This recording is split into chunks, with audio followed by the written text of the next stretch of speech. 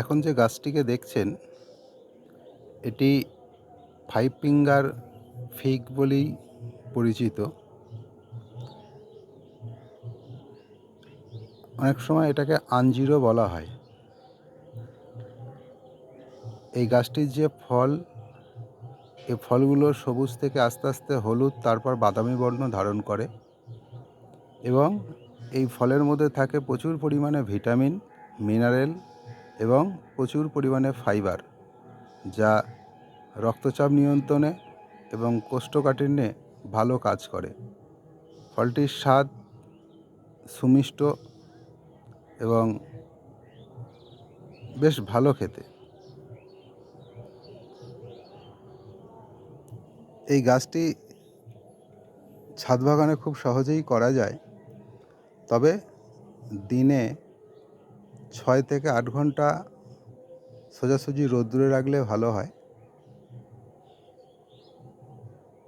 আর জল নিকাশি ব্যবস্থা ভালো রাখতে হয়। জল জমলে গাছটা অনেক সময় নষ্ট হয়ে যায়। গাছটি মিশরীয় ডুমুর নামেও পরিচিত, তবে এটাকে ফাইভ ফিঙ্গার বলা হয় কারণ হচ্ছে এর পাতাগুলির মধ্যে 5টি ঘাঁচ কাটা অংশ আছে, তাই একে ফাইভ ফিঙ্গার বলা হয়।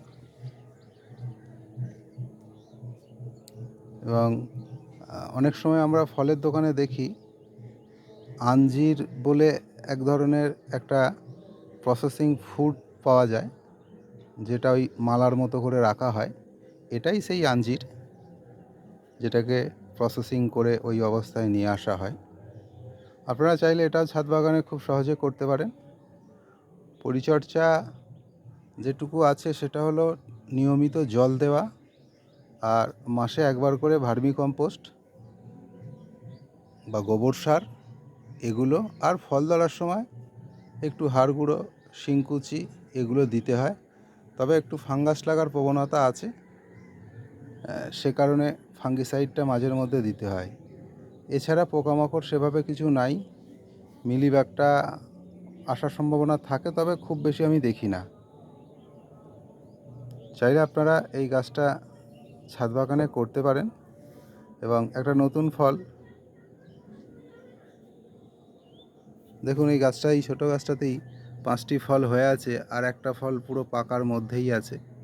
2-1 দিনের মধ্যে হয়তো এই ফলটা হারভেস্ট করা যাবে। বাগান করুন, নিজেই বাড়িতে নিজের প্রয়োজনের ফলটুকু উৎপন্ন করুন, এটাই লক্ষ্য। ভালো থাকবেন। নমস্কার।